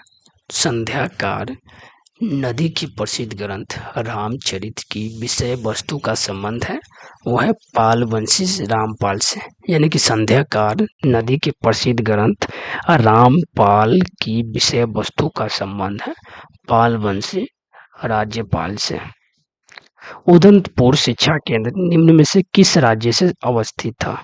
उदंतपुर शिक्षा केंद्र निम्न में से किस राज्य में अवस्थित था? तो उदंतपुर शिक्षा केंद्र वो था बिहार में दोस्तों। उदंतपुर शिक्षा केंद्र निम्न में से किस राज्य में अवस्थित था? बिहार में दोस्तों। विक्रमशिला शिक्षा केंद्र के संस्थापक कौन थे? तो आपको धर्मपाल दोस्तों। विक्रमशिला विश्वविद्यालय शिक्षा के। चोल वंश का संस्थापक कौन था? चोल वंश का संस्थापक कौन था? विजयालय यानी कि विजयालय। चोल वंश का जो संस्थापक था वो विजयालय 850 से 71 ईस्वी 850 ईस्वी से 871 ईस्वी के मध्य इनका शासन था। चोल वंश का शासक था और जिसकी राजधानी तंजौर था। 9वीं शताब्दी में चोल पल्लवों के सामंत थे। यानी कि 9वीं शताब्दी में चोल जो थे पल्लवों के सामंत हुआ करते थे। विजयालय ने नर केसरी की उपाधि धारण की और निशु भूतसूर मर्दिनी देवी का मंदिर बनवाया था दोस्तों। तो चोल वंश का जो संस्थापक थे विजयालय। ज्यादा इनसे नहीं क्वेश्चन पूछते हैं दोस्तों। दक्षिण भारत के मंदिरों के आकर्षक द्वार क्या कहलाते? दक्षिण भारत के मंदिरों के आकर्षक द्वार क्या कहलाते? दक्षिण भारत के जो मंदिरों के आकर्षक द्वार थे वो क्या कहलाते थे दोस्तों? तो गोमपुरम। यानी कि दक्षिण भारत के जो मंदिर के आकर्षक द्वार हुआ करते थे उसको कहा जाता था गोमपुरम। 12वीं सदी में राष्ट्रकूट वंश के 5 शिलालेख किस राज्य में मिले हैं? तो यानी कि 12वीं सदी में राष्ट्रकूट वंश के 5 शिलालेख किस राज्य में मिले हैं दोस्तों? तो कर्नाटक में मिले हैं। दक्षिण भारत के साहूकारों का क्या नाम था? दक्षिण भारत के साहूकारों का क्या नाम था? तो दोस्तों चेट्टी। यानी कि दक्षिण भारत में साहूकारों का चेटिया कहा जाता था। परमार वंश को स्थापित किया था उपेंद्र ने। परमार वंश को उपेंद्र ने।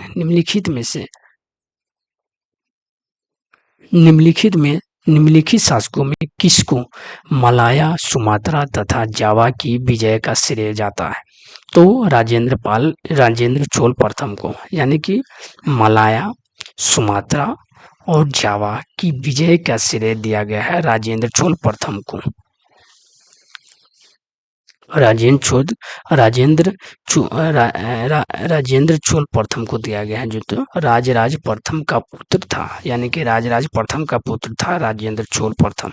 सिंध पर सफल आक्रमण करने वाला प्रथम अरब कौन था? यानी कि मोहम्मद बिन कासिम। सिंध पर सफल आक्रमण करने वाला प्रथम अरब कौन था? मोहम्मद बिन कासिम दोस्तों। सिंध पर सर्वप्रथम अरबों का आक्रमण 636 ईस्वी पूर्व में खलीफा उमर के समय हुआ था, परंतु यह असफल रहा। सिंध पर पहला सफल आक्रमण ईरान के गवर्नर अल हज्जाज के सेनापति एवं दामाद मोहम्मद बिन कासिम ने 1712 ईस्वी में किया था। उस समय सिंध का शासक दाहिर हुआ करता था दोस्तों। तो सिंध पर सफल आक्रमण करने वाला जो प्रथम जो अरब कौन था शासक जो था वो मोहम्मद बिन कासिम था। पृथ्वीराज रासो थे दोस्तों चंद बरदाई। पृथ्वीराज रासो के जो लेखक थे वो चंदवरदाई। निम्नलिखित में से कौन सा अध्ययन केंद्र बौद्ध ग्रंथ के रूप में प्रसिद्ध नहीं था? निम्नलिखित में से कौन सा अध्ययन केंद्र बौद्ध ग्रंथ के रूप में प्रसिद्ध नहीं था? तो था नदिया दोस्तों। नालंदा, विक्रमशिला ये सब प्रसिद्ध था, यानी कि बौद्ध ग्रंथों से प्रसिद्ध था, लेकिन नादिया नहीं था प्रसिद्ध। यानी कि स्वर्ण भूमि का वह राजा कौन था जिसने नालंदा में एक बौद्ध विहार की स्थापना की तथा उसके रख रखाव हेतु अपने दूत द्वारा देवपाल से 5 गांव दान में देने के लिए प्रार्थना की थी? तो ये था बालपुत्र देव दोस्तों।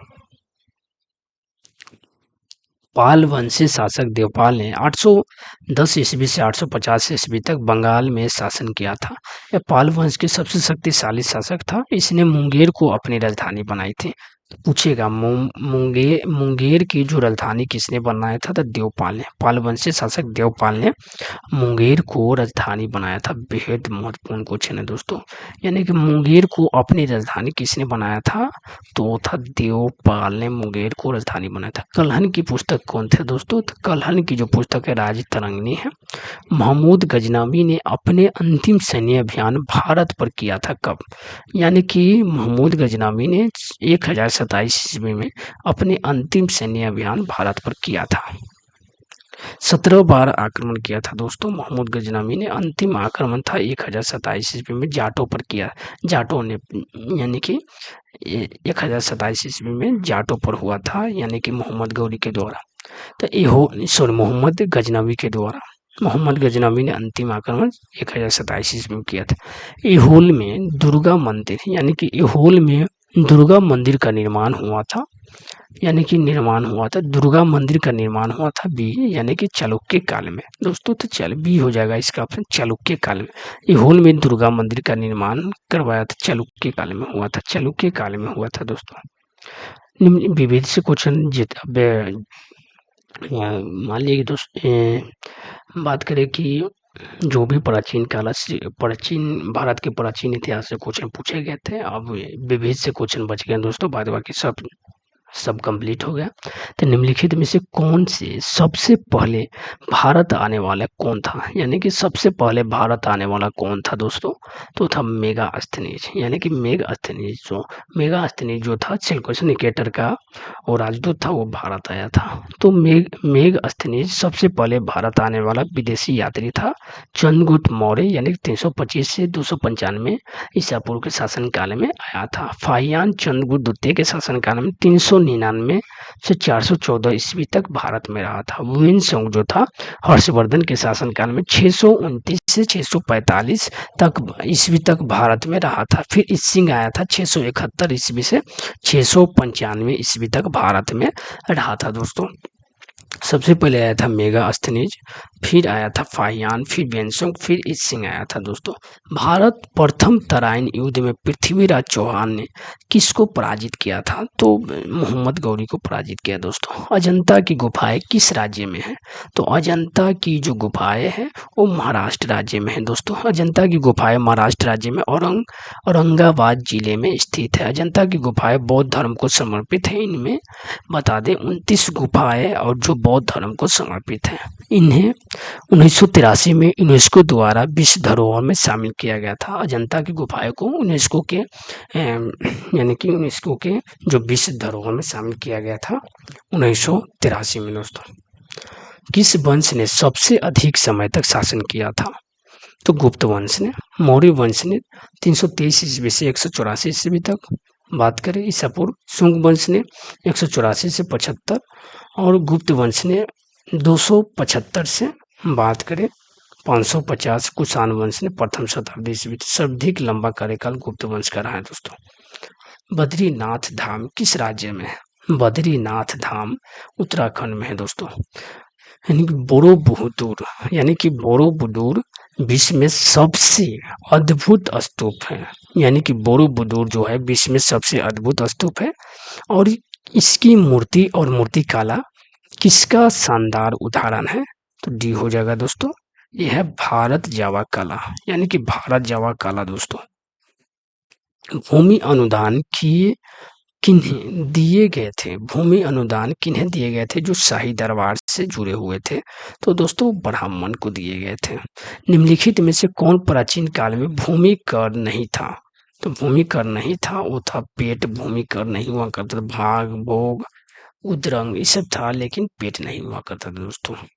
यानी कि राग विबोध ग्रंथ के लेखक कौन थे? और राग विबोध ग्रंथ के जो लेखक थे वो थे सोमनाथ दोस्तों।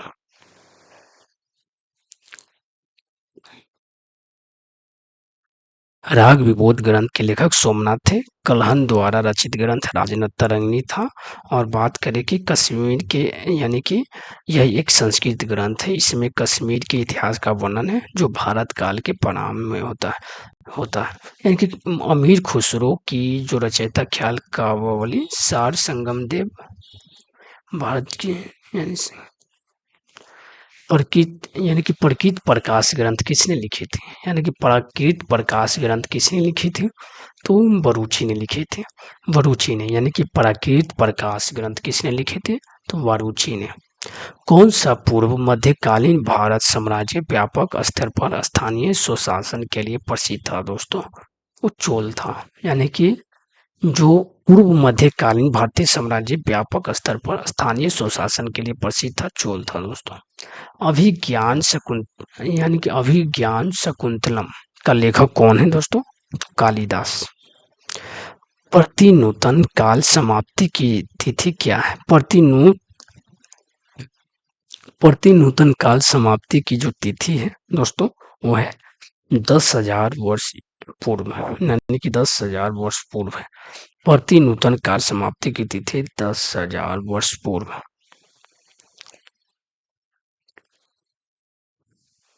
द्वितीय नगरीकरण में किस धातु का प्रमुख योगदान था? द्वितीय नगरीकरण में किस धातु का प्रमुख योगदान था? तो चांदी का दोस्त, सॉरी, चांदी नहीं, लोहा। पहले था, यानी कि पहला में बात करें मनुष्य ने सबसे पहले किस धातु का प्रयोग किया था दोस्तों? तो वो था तांबा। और बात करें कि द्वितीय नगरीकरण में किस धातु का प्रमुख योगदान था? तो लोहा। भारत के प्राचीनतम सिक्के हैं तो आहत सिक्के। भारत के प्राचीनतम सिक्के को आहत सिक्के कहा जाता था, क्योंकि जो ईसा पूर्व 5वीं सदी के हैं, वो इन्हीं को साहित्य में करसा, यानी कि करसापन, पुराण धारण और शतमान आदि भी कहा जाता है। यह अधिकांशतः चांदी के टुकड़े हैं जो संवर्धन सिक्कों पर लेख लिखवाने का कार्य यवन शासकों ने किया था। तो आहत सिक्के जो कि चांदी के सिक्के हुए करते थे। तो सबसे प्राचीन भारत के प्राचीनतम सिक्के हैं आहत सिक्के। निम्नलिखित में प्राचीन भारत की कौन सी लिपि, बात करें कि निम्नलिखित में प्राचीन भारत की कौन सी लिपि दाहिने से बाईं ओर लिखी जाती थी? यानी कि इधर से राइट से लेफ्ट की ओर लिखी जाती थी।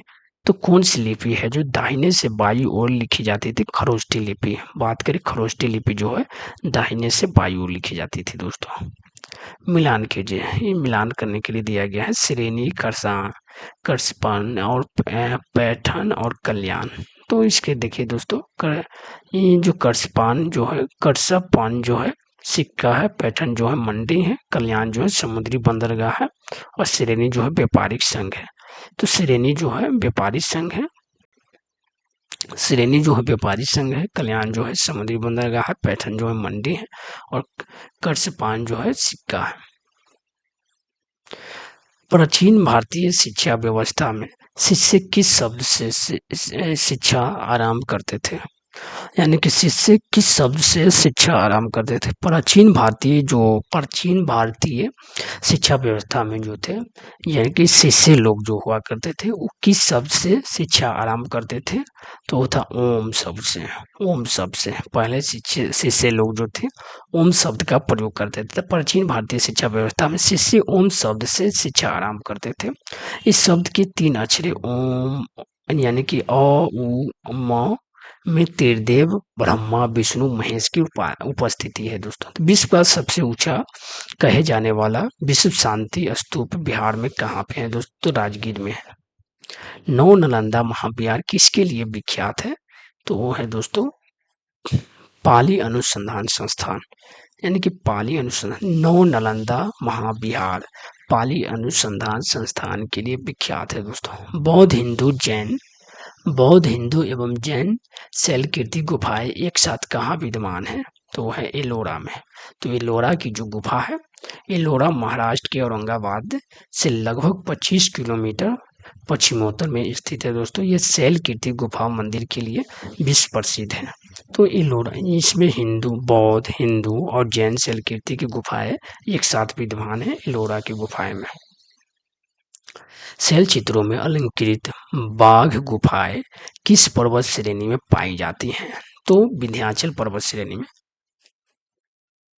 यानी कि विंध्याचल पर्वत श्रेणी में बाघ गुफाएं किस पर्वत श्रेणी में पाई जाती हैं? विंध्याचल पर्वत श्रेणी में। शाक्य वंशियों द्वारा बनाया गया बौद्ध स्तूप कहाँ स्थित है? सॉरी दोस्तों, शाक्य वंशियों द्वारा बनाया गया बौद्ध स्तूप कहाँ स्थित है? तो वो है पिपरहवा। पिपरहवा, यानी कि शाक्य वंशियों द्वारा जो बनाया गया था बौद्ध स्तूप, वो पिपरहवा में। पिपरहवा स्तूप का निर्माण शाक्य द्वारा किया गया था। यह स्तूप उत्तर प्रदेश के नेपाल सीमा के पास है, यानी कि पिपरहवा जो है उत्तर प्रदेश के नेपाल सीमा के पास है दोस्तों। चीनी यात्री, यानी कि चीनी यात्री सिंग यून ने भारत यात्रा की थी। चीनी यात्री जो था सुंग यून, यानी कि सुंग यून जो भारत में यात्रा किया था, कब किया था? 1500, यानी कि 515 ईस्वी से 220 ईस्वी तक। 515 ईस्वी से 220 ईस्वी तक चीनी यात्री सुंग यून ने भारत यात्रा किया था, वो 515 ईस्वी से 520 ईस्वी तक। यानी कि स्वप्नवासवदत्ता के लेखक कौन है? तो स्वप्नवासवदत्ता का लेखक कौन है दोस्तों? तो है भास। स्वप्नवासवदत्ता का लेखक है, वह भास है। धर्मशास्त्रों में भू राजस्व की दर क्या था? धर्मशास्त्रों में भू राजस्व की जो दर हुआ करते थे 1/6 से दोस्तों, 1/6 से हुआ करते थे धर्मशास्त्र में। 800 से 600 ईसा पूर्व का काल किस युग से जुड़ा हुआ है? तो ब्राह्मण युग। 800 से 600 ईसा पूर्व के काल ब्राह्मण युग से जुड़ा हुआ है दोस्तों। पाणिनि, यानी कि बात करें पाणिनिकृत अष्टाध्यायी किससे संबंधित है? पाणिनिकृत अष्टाध्यायी व्याकरण से संबंधित है। अष्टाध्यायी महर्षि पाणिनि द्वारा रचित संस्कृत व्याकरण का अत्यंत प्राचीन ग्रंथ है। इस ग्रंथ में 8 अध्याय है। प्रत्येक अध्याय में 4 पद है। प्रत्येक पद में 38 से 220 तक सूत्र है। इस प्रकार अष्टाध्यायी में 8 अध्याय, 32 पद और सब मिलाकर लगभग 4000 सूत्र है। तो यानी कि पाणिनिकृत अष्टाध्यायी किससे संबंधित है? व्याकरण से संबंधित। यानी कि मृच्छकटिकम का लेखक कौन है? मृच्छकटिकम का लेखक कौन है दोस्तों? तो ये शूद्रक, यानी कि बात करें शूद्रक जो है मृच्छकटिकम का लेखक है। कालिदास जो है ऋतुसंहार और मेघदूत, और वानभट्ट जो है कादम्बरी, और भारवी जो है यानी कि किराता जूनिय। तो बात करें यानी कि मृच्छकटिकम का जो लेखक है वो है शूद्रक है दोस्तों। बात करें मिलान करना है, ये भी मिलान करना है, तो चलिए यानी कि नागानंद जो लेखक है हर्षवर्धन है। हरचरित लेखक है वानभट्ट। हरचरित को किसने लिखा है? तो वानभट्ट ने। तुगलकनामा किसने? अमीर खुसरो ने। और यानी कि तुफाद उल मुबाहिद्दीन राजा राम मोहन राय के द्वारा लिखा गया है। तो तुफाद उल मुबाहिद्दीन राजा राम मोहन राय के द्वारा लिखा गया है। राजा राम मोहन राय के बारे में संपूर्ण जानकारी हमने शॉर्ट वीडियो में बता दिया है दोस्तों। और बात करें कि स्वामी विवेकानंद के बारे में भी और दयानंद सरस्वती के बारे में भी हमने शॉर्ट वीडियो में पूरा सा डिटेल बता दिया है, वो देख लीजिएगा, काम उतना से बन जाएगा। नील दर्पण दीनबंधु मित्र ने लिखा। नील दर्पण। चीनी यात्री सिंह ने बिहार का भ्रमण किया लगभग कब? चीनी यात्री सिंह ने बिहार का भ्रमण किया था लगभग। चीनी यात्री जो सिंह थे वो दोस्तों ये हमने ऊपर में बता रखा है कि कौन कब भ्रमण किए थे। विंसम के बाद सिंह ने भारत की, ऊपर में हमने सारा कुछ जानकारी बता दिया है दोस्तों कि कौन से विदेशी यात्री भारत में कब कब आए थे। तो देखिए विंसम जो थे हर्षवर्धन के काल में आया था। विंसम के बाद सिंह ने भारत की यात्रा की थी। इसने 671 ईस्वी से 695 ईस्वी के मध्य भारत भ्रमण किया था। इसने इस दौरान नालंदा में रहकर 400 संस्कृत ग्रंथों का अनुवाद किया था, यानी कि नालंदा में रहे थे इसी, और 400 संस्कृत ग्रंथों का अनुवाद किया। सिंह ने 60 बौद्ध भिक्षुओं की जीवनी भी लिखी थी, यानी कि 60 बौद्ध भिक्षुओं की जीवनी भी लिखी थी। अजंता अजंता की चित्रकला ने निम्न चित्रों का वर्णन मिलता है। तो अजंता की चित्रकला से निम्न चित्रों का वर्णन मिलता है, वो है जातक। दोस्तों, भारतीय उपमहाद्वीप में अजंता की गुफाएं पुराने बचे हुए भित्ति चित्रों में से एक है। दोस्तों, तो ये है अजंता की गुफाओं ज्वालामुखी चट्टानों से 2री शताब्दी से 4थी शताब्दी ईस्वी में काट कर बनाया गया है। अजंता की गुफाओं में सर्वाधिक जातक गाथाओं, यानी कि जातक गाथाओं बौद्ध धर्म से संबंधित के दृश्य है। दोस्तों, तो जातक जो कथाएं हैं वो बौद्ध धर्म से संबंधित है। दोस्तों, तो सूर्य सिद्धांत के लेखक कौन थे? तो सूर्य सिद्धांत के लेखक कौन थे दोस्तों? तो आर्यभट्ट। सूर्य सिद्धांत के जो लेखक थे आर्यभट्ट थे। अप्रतिरथ, अप्रतिरथ किस हिंदू देवता का और एक नाम है? तो अप्रतिरथ किस हिंदू देवता का एक और नाम है दोस्तों? तो विष्णु। तो अप्रतिरथ विष्णु का नाम है दोस्तों। विष्णु का एक नाम अप्रतिरथ भी है। अप्रतिरथ का आशय विचरण करने वाला होता है। इतिहास में समुद्रगुप्त की भी एक उपाधि अप्रतिरथ थी दोस्तों। राजनीति, यानी कि राजनीति रत्नाकर के लेखक कौन है दोस्तों? तो चंदेश्वर, यानी कि राजनीति रत्नाकर के जो लेखक है वो चंदेश्वर है दोस्तों।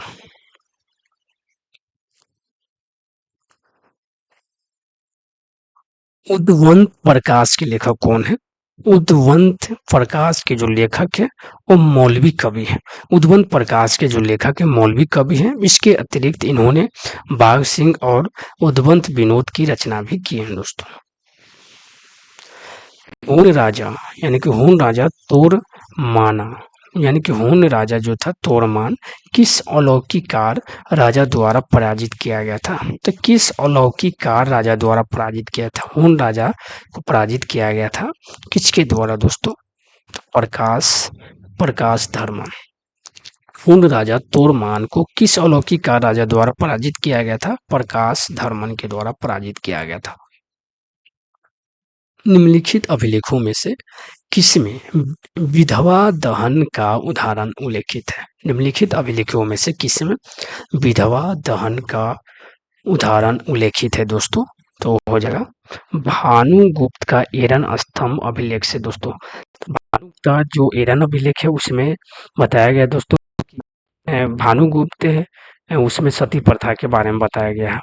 ऊपर में हमने चर्चा किया है दोस्तों इसके बारे में। सती प्रथा का सप्रथम अभिलेख प्रथम 510 ईस्वी के भानुगुप्त के एरम स्तंभ अभिलेख से गोपराज नामक सेनापति की स्त्री के सती होने का उल्लेख मिलता है। इसे विधवा दहन का अभिलेख भी कहा जाता है। बाबर पर्वत, यानी कि बाबर पर्वत से श्रृंखला स्थिर गोरखगिरी किसके द्वारा विजित की गई है? तो यानी कि बराबर पर्वत श्रृंखला स्थिर, सॉरी दोस्तों, इसमें यानी कि बराबर पर्वत श्रृंखला जो स्थित है गोरखगिरी किसके द्वारा विजित की गई है दोस्तों? तो खारवेल के द्वारा। यानी कि बराबर पर्वत श्रृंखला में जो स्थित है गोरखगिरी, यानी कि गोरखगिरी किसके द्वारा विजित किया गया है? तो खारवेल के द्वारा दोस्तों। तो खारवेल कलिंग के राजा कर्ण, यानी कि खारवेल जो थे कलिंग में राज करने वाले महामेघवाहन वंश का सबसे महान सम्राट था। यानी कि चेदी वंश या महामेघवाहन वंश, ये दोनों एक ही थे दोस्तों। तो सबसे महान सम्राट हुआ करते थे खारवेल। इसके दरबार में जानकारी का सबसे महत्वपूर्ण स्रोत हाथी गुफा अभिलेख है। यानी कि इसके बारे में जो खारवेल के बारे में सबसे अधिक जानकारी का जो सबसे अधिक जानकारी हाथी गुफा अभिलेख से खारवेल के बारे में मिलता है दोस्तों, जिसमें यानी कि जिसमें गोरखगिरी विजय का उल्लेख मिलता है। यानी कि हाथी गुफा अभिलेख में खारवेल के बारे में बताया गया है कि गोरखगिरी विजय का उल्लेख मिलता है दोस्तों। कि बराबर पर्वत श्रृंखला में स्थिर है गोरखगिरी किसके द्वारा विजित की गई है? यानी कि किसके द्वारा गोरखगिरी को विजय किया गया है? तो खारवेल के द्वारा दोस्तों। तो भारत के जो प्रारंभिक इतिहास पुस्तक के लेखक कौन है? तो भारत का प्रारंभिक इतिहास पुस्तक के लेखक कौन है? तो है बीएम स्मिथ। भारत का प्रारंभिक इतिहास पुस्तक के लेखक कौन है? BM Smith. भारत का प्रारंभिक इतिहास पुस्तक के लेखक विंसेंट आर्य स्मिथ है दोस्तों। ये साम्राज्यवादी विचारधारा से प्रभावित इतिहासकार थे। 1904 ईस्वी में प्रकाशित उनकी यह पुस्तक यानी कि ओनली हिस्ट्री ऑफ इंडिया प्राचीन भारत का पहला व्यवस्थित इतिहास है दोस्तों। तो भारत का प्रारंभिक इतिहास पुस्तक के लेखक कौन है? यानी कि भारत के प्रारंभिक इतिहास के पुस्तक के लेखक है बीएम स्मिथ दोस्तों। दोस्तों वीडियो जितने भी भारत के इतिहास से क्वेश्चन पूछे गए थे दोस्तों, जितने भारत के प्राचीन इतिहास से क्वेश्चन पूछे गए थे, हमने सारा कवर कर दिया इस वीडियो में दोस्तों। अब मध्यकालीन इतिहास के बारे में हम बहुत जल्द वीडियो लेकर आएंगे दोस्तों। तो मध्यकालीन इतिहास के बारे में कल हम वीडियो लेकर आएंगे दोस्तों। इसी तरह से इसी तरह से हम ज्योग्राफी जो भी है पॉलिटी वगैरह सब लेकर आएंगे। बने रहिएगा वीडियो में दोस्तों अंतिम तक। चला कि बिहार बीपीएससी का एग्जाम नहीं होता है, इससे क्वेश्चन 30 से 40 क्वेश्चन जरूर बन जाएंगे दोस्तों, जितने भी हम प्रीवियस कराएंगे। तो थैंक यू दोस्तों। अगर वीडियो अच्छा लगे तो चैनल को सब्सक्राइब कर लीजिए। थैंक यू दोस्तों।